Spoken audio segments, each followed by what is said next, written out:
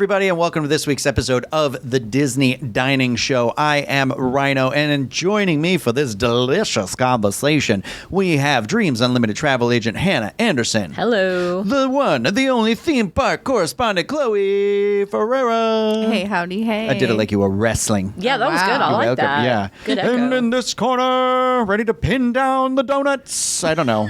Pin down the cannolis. Tuesday. Yeah, there you go. Well, hello, everybody, and welcome to this episode, like I said, of the Disney Dining Show. We're going to have a fun discussion this week. We're talking about the restaurants that I feel like we hear a lot of people discuss and talk about, and in my head, I go, ugh, that's overrated.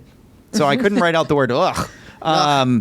Just ones that we feel like don't deliver on the hype, so overrated are personal experiences. So literally, please don't attack us if these don't align with your personal experiences, but we'll go through it all. Before we get started on this fun discussion, I just want to remind everybody that this and everything that we do here is brought to you by Dreams Unlimited Travel. They are experts at helping you plan the perfect Disney vacation. And if you book with them, it costs you nothing extra on your trip. You help support the channel and all of the content that we produce here. So check them out, dreamsunlimitedtravel.com, for a free, no obligation quote today. It is also brought to you by our Patreon supporters, who we could not do this without. If you want to learn how you can get exclusive content from different members of the Diz team, like myself, Hannah, or Chloe, you can head over to patreon.com/DizUnlimited.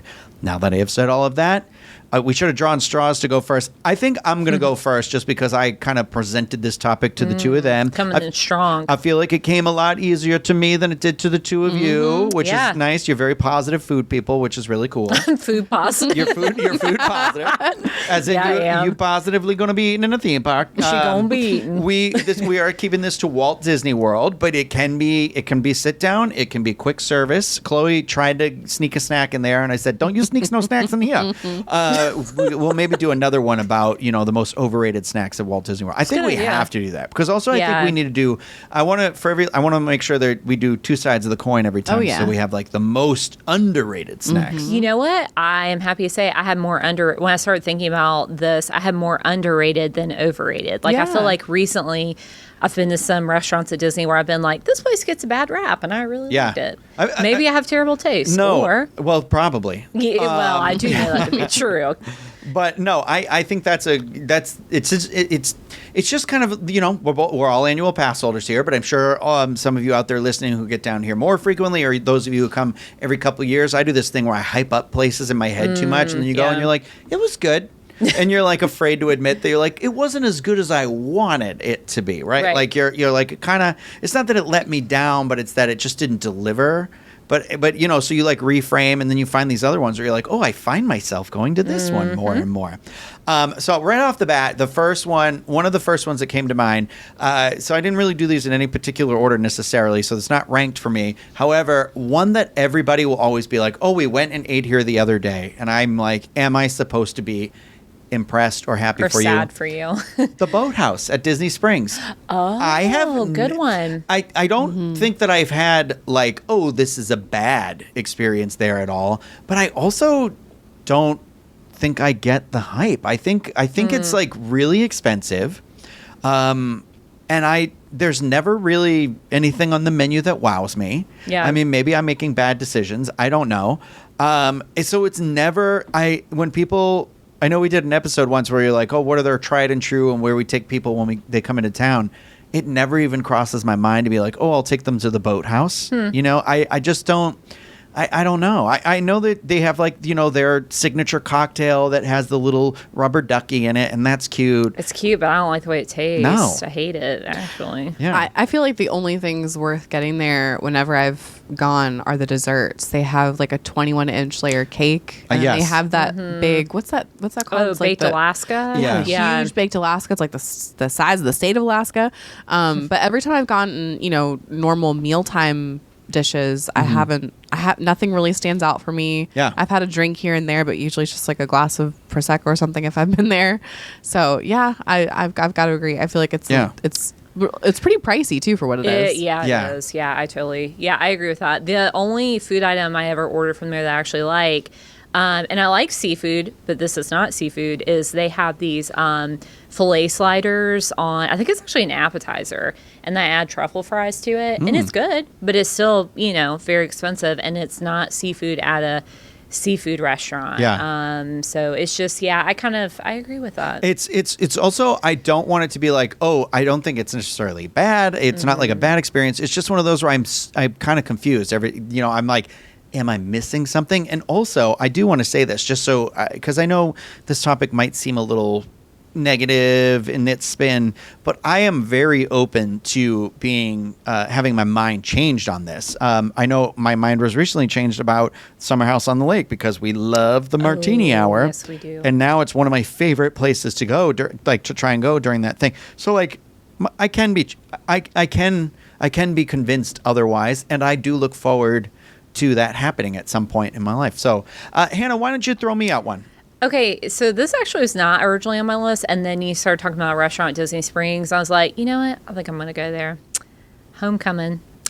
Girl, I would. You know what? I should have had it on my list. Really? And it's not that I don't eat there. Like, I do eat there. But for me, I think the price point is way too high for what it is. And I think part of this is like being from the South, being, back home, I can get this type of food better and a lot cheaper. Of course, you're at Disney. I get that. But I think his fried chicken I don't love the fried chicken there.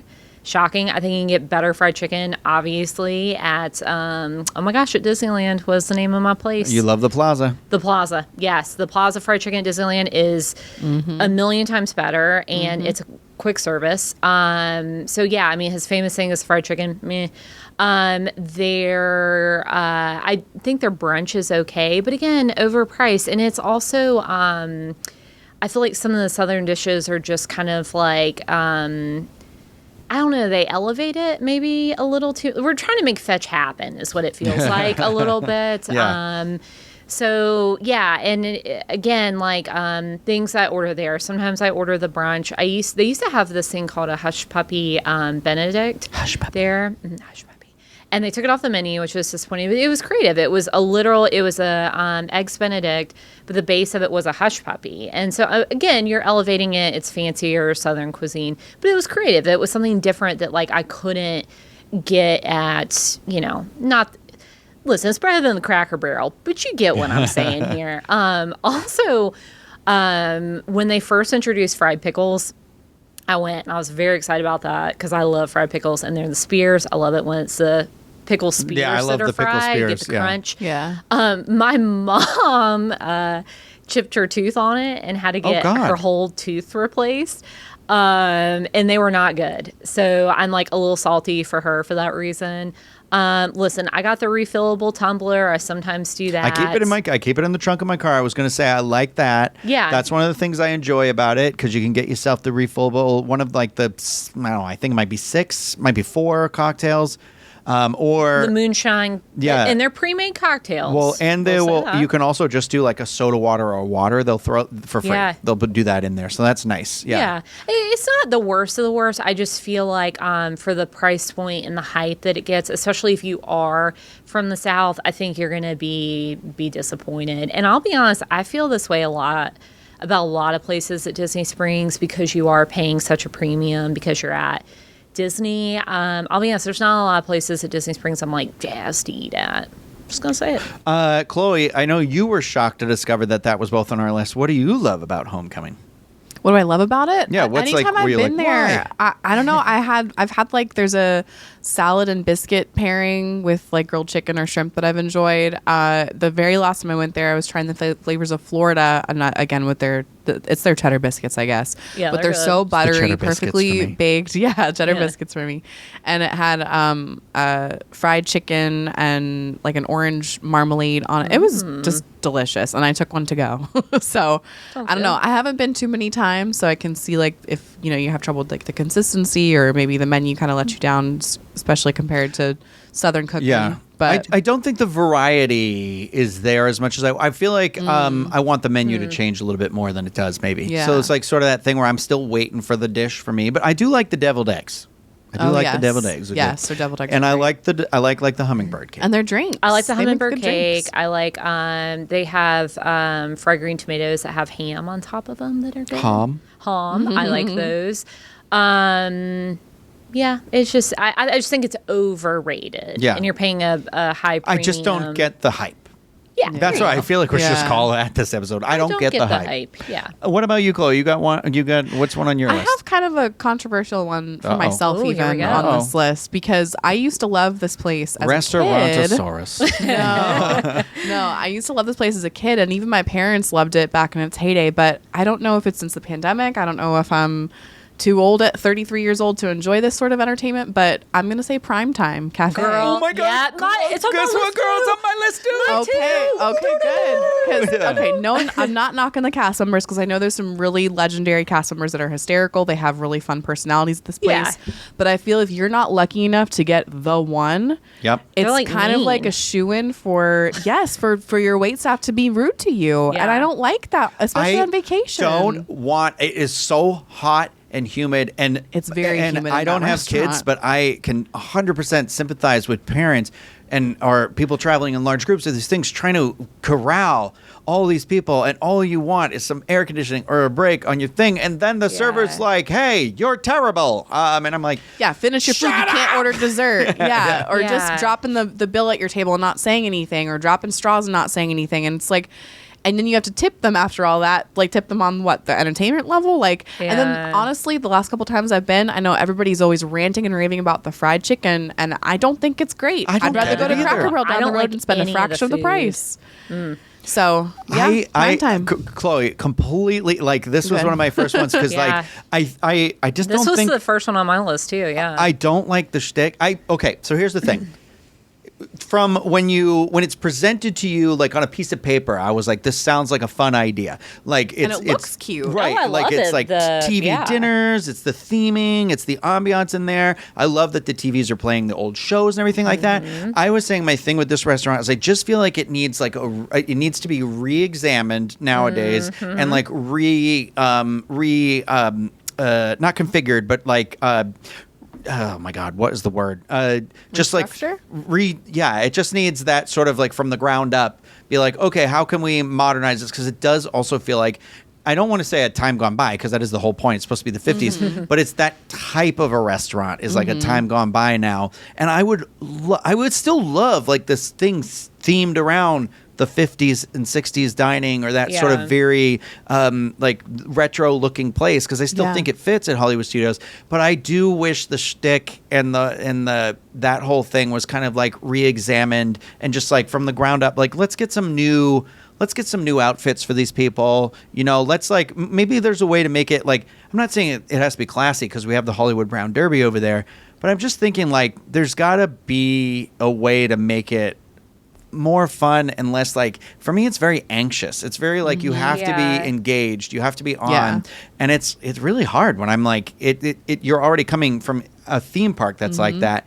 I can see it if this existed at Disney Springs and it was like we went for this specific thing. Yeah. You know what I mean? And and this was like a hoop-de-doo sort of situation where we like went for Yeah, that for the part of show it. Yeah, but it's of it. sort of like I mean- stimulation on stimulation on stimulation. That's an interesting observation because Hollywood Studios has certainly changed over the last 3 decades it's been open, and Primetime I feel like was an attraction of itself. reconceived. And now and there you it go. is. Yeah. Yeah. But now when you stop in there for a meal, you kind of just want to relax and chill. You're Yeah. taking a break from waiting in lines from the Right. stress of it all. And now it's like I don't know. I feel like something also changed in the general public with the pandemic where we don't have as much patience for this sort of Yeah. this sort of Yeah. I can see that. entertainment or this sort of treatment from like people want to be treated nicely and I don't Right. want to be Well, I don't understand when made the fun shtick of. is to be sarcastic. I'm like, if you're supposed to be my mom or my aunt or whatever, I get the no elbows on the table, eat your veggies stuff. But I'm like, but why is it also the last time I went, it was like everything was about being sarcastic. Yes. And I'm Yeah. like, I don't understand. I mean, I'm like, people weren't, you weren't talking to people like that in the 50s, not other adults. So I'm like, I don't know at what point the script kind of flipped to it's just an excuse to be sassy. I'm like, you could still keep it like, I'm your Aunt June and, today we're having mom's mashed potatoes or whatever. I don't understand the rudeness. Also, my beef is with the PB&J milkshake. A couple Oh, things. yeah. That PB&J milkshake used to be good. I swear the last time I had it, they put ice in it. You don't put ice in a milkshake. You don't do that. It was not good. And then you used to be able to order it at the bar, and they took that away because it's a money grab for them. They want you to sit down, have a really crappy meal just so you can get a PB&J milkshake. The food's terrible, too. I did recently go to 50s, the what is the bar part Tune-in called? Lounge. Tune-in Lounge. Yeah. And I had a toasted marshmallow drink that I don't think was there when we did the Diz Unlimited happy hour. And it was actually really decent. I went with our friends of the show, Bill and Diane, and because she knew about it. And I was just like, it was one I would go back and get again. But again, that experience in the Tune-in Lounge is also so chaotic. And like, I feel like there's a really big missed opportunity here. Like, I feel like that Tune-in Lounge could still be this thing where it could be like a fun experience. It's the same. I have the same problem in here, and I have an asterisk on mine because I asked everyone to pick 3, but I had one where I was like, well, I have this 4th one that I go to a lot when I, specifically with Bill and Diane and stuff. We do our like rotation. So we go through the baseline, and then we also like to finish a little classy with the Manhattan or the grapefruit cocktail at Brown Derby Lounge. But Brown Derby's Lounge's sitting area is trash. That is 100%. And people love it, though. They need to make the awning, come off the building, so it's not like everybody's different umbrellas. So it needs to be unified. They need to take over the area that was whatever the Starring Rolls Bakery. Was it Starring Rolls, or was Starring Rolls where Baseline is? Starring Rolls. No, Writer's Stop was Writer's Baseline. Stop, Yeah. And that whole area, why aren't we just continuing it over there or making that something else, or like the elegance of what this should be delivering on, like the restaurant's supposed to be delivering on, should be continuing the lounge because, hey, guess what? The prices are still the same. Yes, so and you can't use a discount at the lounge, which and is infuriating. If you sit inside, you can, but if you sit outside the lounge, you cannot, even though you can order regular menu items out there. Well, and that's sort of this problem I have there where I was like, this could be Hollywood Studios. It's kind of like just right there, right? It's like so close. You're like, all these things are like throwing a dart and they're just missed just a little bit. And you're like, if we could somehow reconceive Tune-in Lounge along with, its name is right there, Tune-in Lounge, make it a cartoon animated lounge of some sort. I don't know. But I get that it's supposed to be TV, but it's just something I want them to lean. I want to just...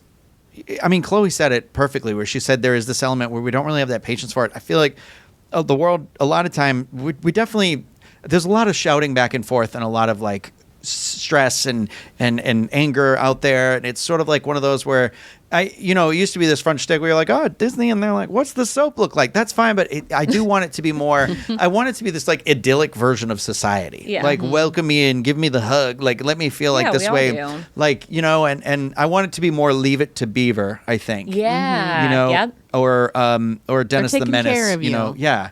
Okay, hear me out too. I know, Brown Derby is this like elevated, more elegant experience, but I wish that I don't know, Brown or 50s Primetime was more of like a loungy type experience, like kind of like how the Club 33 is themed at Hollywood Studios. Like it's very like mid-century modern with like brass, but it's just it's comfortable, but it's like a little more elevated. And there's historical stuff. I want it to look like the Jetsons. Yeah, that would be cool. Or like the House of Tomorrow type aesthetic. I'm like, there's so much.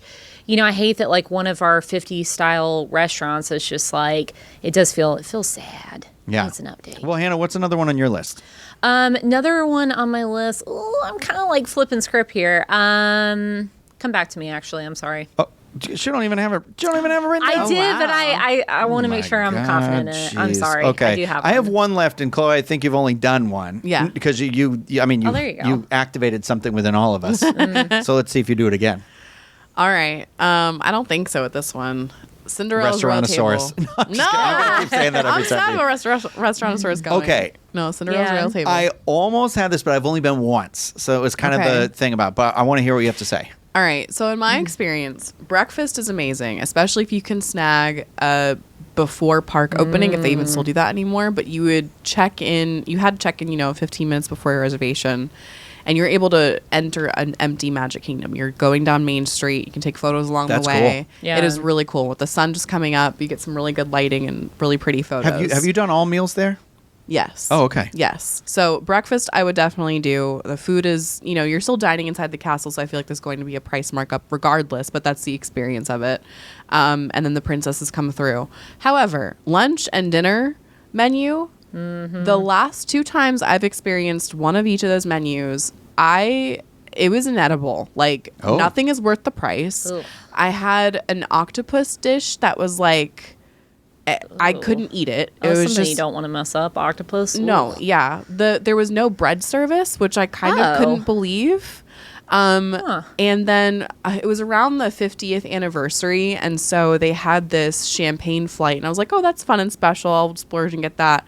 It was literally the same type of champagne, but they added these color pellets and change like the the flavor, kids' like drink. sugar candy. Yes. Oh, to a that they did. $35 champagne flight, and I'm like, Wait, so you just got silly. three flutes of the same Three champagne? flutes of the same champagne, but they put the candy different colors. in 2 of the 3. So one's normal, and then the 2 others were 2 different colors. That's weird. And I can't imagine how expensive that was. No, too. yeah. Like, Honestly, as I went with my own money on the, because it was well before I worked for this company, but I asked to speak to the manager because halfway through the meal, our food took way too long to get there. Princesses didn't stop at our table. It was a mess. Wow. I asked to talk to the manager, and I said, like, I don't know if there's a change up in the kitchen, but everything tastes bad. Everything's oversalted, too chewy, cold. Like this, I can't imagine paying $100 per person right now. Yeah. And we were able to just leave. We left our waitress a nice nice. tip, and they Okay. were very nice to us. But I haven't gone back since then. And my lunch experience before then, like, it was fine enough, but I felt like I wasn't getting my money out of the experience. I also Yeah. don't have children. I'm sure if I had, little Yeah, kids but that love the princesses. I think But I'm beyond that for this That's restaurant at this point that's what because I mean, because we're inside Yeah. the castle. Right. Like, Yeah. I Yeah, understand there should be everybody, experience. there shouldn't be an age restriction on that. Right. Like, if I'm old and gray, Yeah. and I want to go there and have the romantic deal, it shouldn't be. I don't think it should be catering that sort of thing. Just because now Disney, especially Walt Disney World, has been open for 50 years, but Disney theme parks have been open for 70 Yeah. years, and it's like. I think where we've had enough generations go through now where it should be like we should kind of, even if it is character dining, we should cater this a little more, especially in a castle, Yeah. to everybody. Yeah. But Yeah. isn't that just kind of, it feels cheap because it feels like, oh, well, we know you're going to go for your kids. Exactly. And kids don't care about food, just serve them mac and cheese. Well, that's how I felt we about gotcha. it being- feels like a bait and switch kind of. Exactly. It feels like that because it's one of the top Magic Kingdom, restaurants, and you're inside, like, arguably the most popular Disney parks icon. Yeah. So they're allowed to charge that price point for basically whatever they want. I couldn't Yeah. believe there was no bread service. It's such a small detail, but like, I'm so used to Disney Cruise Line. We get a different kind of bread every night. And in the Royal Yeah. Court, Royal Palace, you get the Cinderella's Coach bread basket. Yeah. And so here I am in Cinderella Castle. I'm like, where's my bread and butter? Like, hello? Right. So, well, especially when it's a overrated. prefix, Yeah. like you're Yeah. paying a set amount. A Yeah. very expensive amount. I yeah. do. I feel like the one time I went in there, and we have a review on the channel as well. It was with Craig and Erica, but it was one of those things where I just remember kind of being like, I feel like the interior could use a refresh because it doesn't. It still feels like it's very 1970s. Although they told me it has been refreshed since then, but I do believe it's been a while. And it's one of those where I was like, this doesn't really match what I thought it would look like Oh in no, here, right? It's definitely very much an afterthought. They didn't build Yeah. the castle knowing they were going to put a restaurant in there. It's very tight. I'd in there. rather you charge the premium, but have it deliver on that sort of Yeah. elegant thing. It's almost like what's people do that what's for the one in Grand proposals, too. Grand Yeah. Floridian? What's the bar? The Enchanted Rose. It was like I'm not saying I love the Enchanted Rose by any means at all, but I want to be like Yeah, at least I when see they what you mean. remodeled that area into that thing, it's very more befitting, I think, of the elegant, Grand it's Floridian. Yeah, the modern, elegant and updated. stuff. And I don't know that the inside of the castle feels as elegant as I want it. And that's the thing where I'm like, slim down the princess meet and greets, and then let's up the elegance factor. And then also, maybe we just make it, maybe we do, I don't want to alienate kids. That's not what I was trying to say earlier. But maybe we make it more like lunch is for that, and then maybe dinner's a little more romantic sort of setting. Does that make Yes. sense? Yeah. Yeah, No, absolutely. because of the size of it too. It's not that big in there. Yeah. Okay, Yeah. hear me out. This is not on my list, but it's now I think about it, it's surprising to me. Like, so I haven't been to Cinderella's royal table in years, but I have done breakfast, lunch, and dinner in the past. And back in the day, you would meet Cinderella downstairs before going You upstairs. did. You still do. Okay, Still still. do. Okay, so it's wild to me that like I'm kind of like, they should you meet Cinderella downstairs, you have this elegant dining experience upstairs in the castle. Why is Be Our Guest like that? Where you get Beast walks by for 2 seconds, Belle is not there. That restaurant is huge. I'm like, have the character meet and greet there, or the character dining there, and just make the castle like meet Cinderella, because it is a tight space, and just have this elegant dining experience. You could still do that wish ceremony that they do or used to do. Yeah, absolutely. I don't know, but anyways. I actually removed Be Our Guest off the list. It was a close contender. Yeah. But I know it's changed over the years, because when I last went, I mean, it was like 2018, 2019. Okay, yeah. We met Beast. I'm pretty sure it was after dinner, like on our way out. He was positioned in one of the rooms, like with the knights or something, or the fireplace. Do they still do that? No, so I went. Just walks by. Yeah, He just through. walks by. That's it's so like sad. an introducing Beast, no bell. Yeah, no photo op, That's so no nothing. strange. The food was great. Otherwise, I would have been like, it would have been on my list. But food was good. Okay. Yeah. Well, Hannah, you have to give us another one now. Okay, my other one is going to be Chefs de France in Epcot. Really? Yeah. I know I'm going for the hard hitters today. Yeah. So I'm trying to think. The last time I went was like 2 years ago, maybe it was just a year ago. And I didn't like anything we had. And I was just surprised because like French cuisine is usually like full of flavor and is like very rich. And I felt like I needed to add salt and pepper to everything. Also, even though, like, I love the idea of Chefs de France. Like, when I walk by it, especially at nighttime, like, the glow of the restaurant, I'm like, I just want to be in there enjoying some soup and some champagne and maybe a pastry. It looks like a good time. But the restaurant, I swear, the past 2 times I've been there, they always stick me in that side room that is, it's like to the far left, I guess, and it's tile, and it's so tight.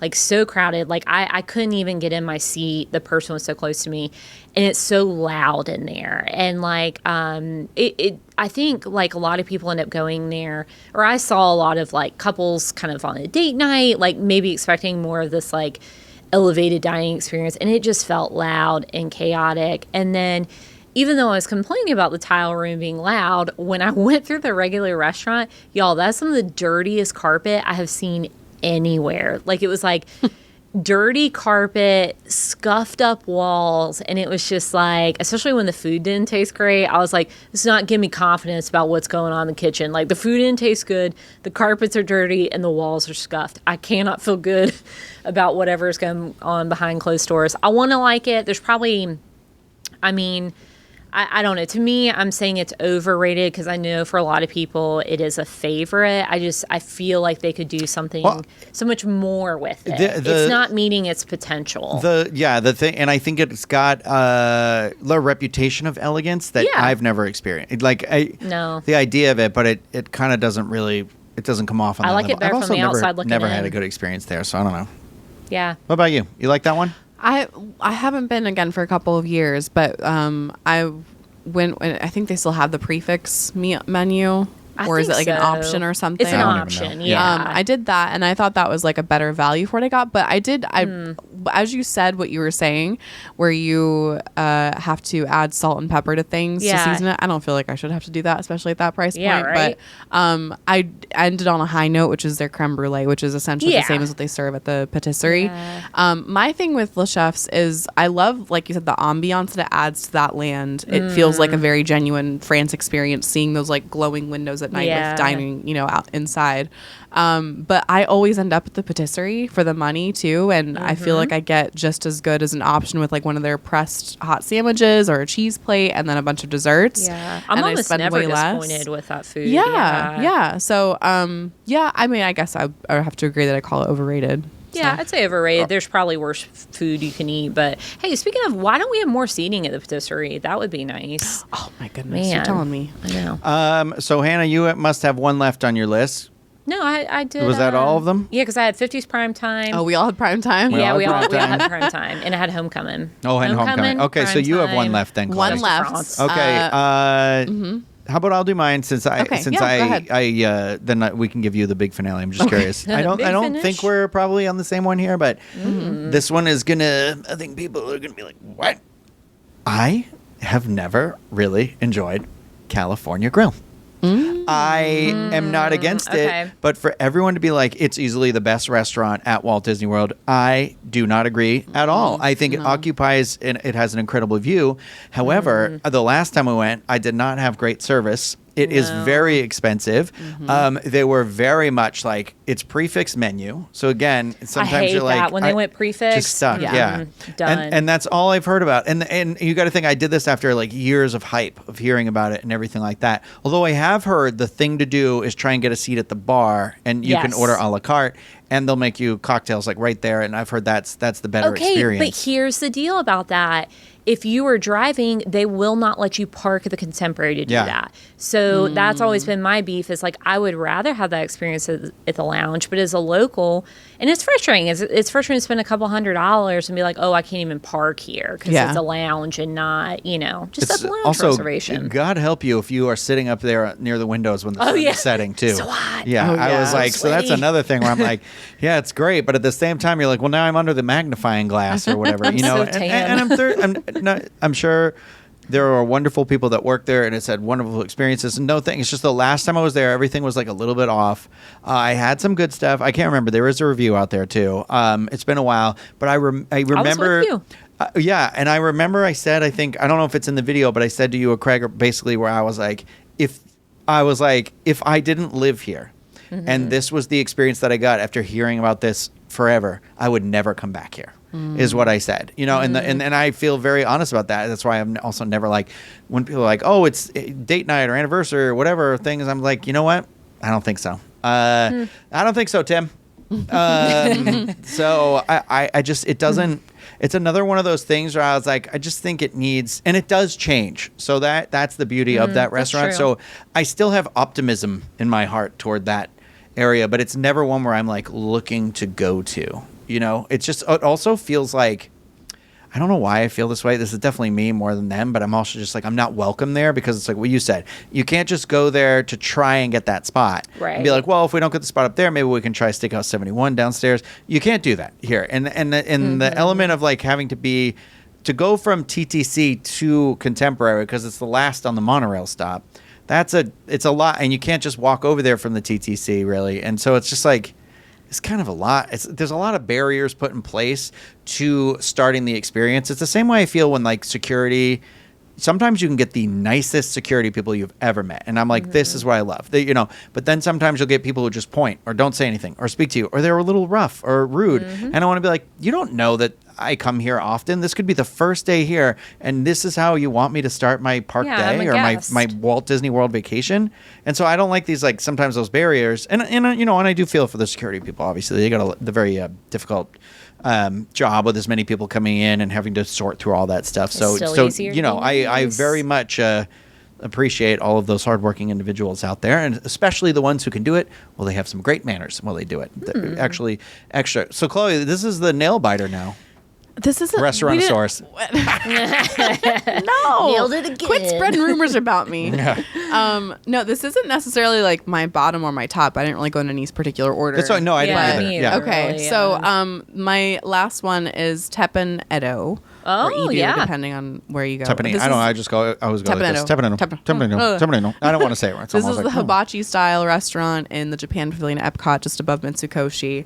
All those cast members are super sweet. Anytime I've gone, they make it a fun experience. However, it's the food quality and the Yeah. food portions, and for the price point, again, see a pattern here. It is very overrated. I've heard of a lot of people that love this restaurant. I don't get it. How do you mess up yum yum sauce? Like the one time I had, I wanted white sauce. I That's asked fair for argument, extra. girl.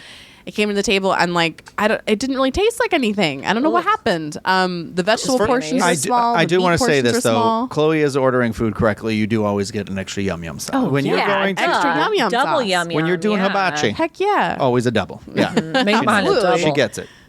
Yeah.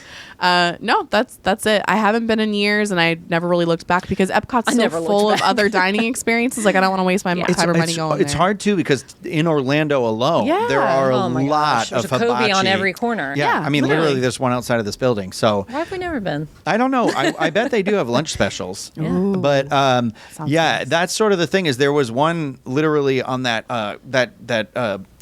Conroy Windermere down there where Sloppy Taco Palace is. There used to be a hibachi place over there, and we went there's so many one time. It would be like twice a week. And I was like, I cannot keep coming here. Had that discussion with somebody. And, but it would be like, it's like half the price to go off of it, but you are getting more food, better food. And that's sort of the thing. It also, it feels a little dated. It feels very It's 1990s in America. So like in the Goldbergs, that TV show, which I very much love, there's an episode where they get like a local Chinese food restaurant. And that was like when the craze of American Chinese food kind of swept the thing. And that happened in my town too. I grew up. And so that was a big deal. We all went to the Tiki Kai, no longer with us, rest in peace.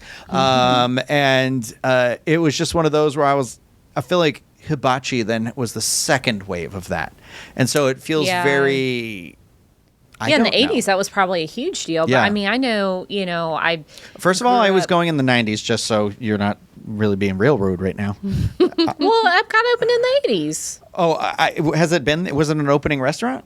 It had to have been. I guess I don't know. Maybe. I don't know. It could have been. You could be right. I don't know. I'm just going to say it was. I thought you meant me going to my local Chinese food restaurant. And I was like, girl, I would have been 5 years old in 1990. Also, I'm so redneck, I call it Teppan Edo. Teppan Edo. I'm I don't know. Teppan Edo. Wrong. Franchise. Yeah, I know. I mean, even my small town in Mississippi, like, 10 years old, like I had access to hibachi. So it's not like, if you can get hibachi in small town Mississippi, like you can get it anywhere. So I totally agree. Also, they don't do fried rice, or they didn't last time I went. It was like white rice. And I was like, I cannot do this. So anyways. Oh, God, do I want hibachi for dinner? Yeah, that's where I'm at now, too. There's a place called Urban Hibachi. I don't know if it's still there. That was down the street from here. That's pretty good, too. Ooh. Literally, where our studio is, there are 2 hibachi places within almost walking distance for us. Would I walk there? No. What a great, fun conversation this was. Yeah, I would love it if the audience out there would share what they feel is overrated and why a couple of those, because it's fun. I just feel like... Also, let us know what we're missing. If some of these are your favorite spots, tell us why and tell us what we should try when we go back again. Because I know I speak for myself, and I know it's true of the two of you that we are always open to having our opinions changed. I always want to approach everything in that way. Oh yeah, and I think that's really important for us for the dining show, especially, is that I love to be proven wrong, because when you're proven wrong about something that you thought was bad, it just means now you have another good option. That's the hard part. Research is eating. Yeah. That's the hard part about these is like when you have one bad experience, you don't want to spend the time and the money to go back. Exactly. So if we have enough people telling us like, no, try this place again. And time is money on vacation, so you're being double charged. Yeah. Well, that is going to do it for this episode of the Disney Dining Show. Thank you for having this discussion with me. Thank you, everybody out there, for listening and watching. If you are watching this on YouTube, please leave us some comments, like I said, and like the video, hit that thumbs up button, subscribe to the channel, click that bell. You're going to get notified whenever we upload any sort of content out here. And if you are listening to this podcast, please rate and review that wherever you are consuming this delicious episode. Delicious. Give you a little bit of close ASMR there at the end. It's delicious. Pickles. Canned sodas. Teppan Edo. Okay, that was probably like driving someone insane. So, no, thank you very much, everybody. We'll be back with another episode. Also, actually, wait. Suggestions are always welcome and open for discussion-based Disney dining episodes and places to go. So if you want to reach out to us separately, like without leaving a comment or whatever, we have that email, podcast@disunlimited.com. We'll check those out. We've got some dining options we're hoping to do before the end of the year and things like that. So always open for any sort of fun ideas. We also will be doing more of the Disney Unlimited happy hour. We also do our little snack attack. I know we're looking forward to getting back and doing some more of those. So lots of fun content here. Be sure to follow along. But that is going to do it for this episode. Stay hungry.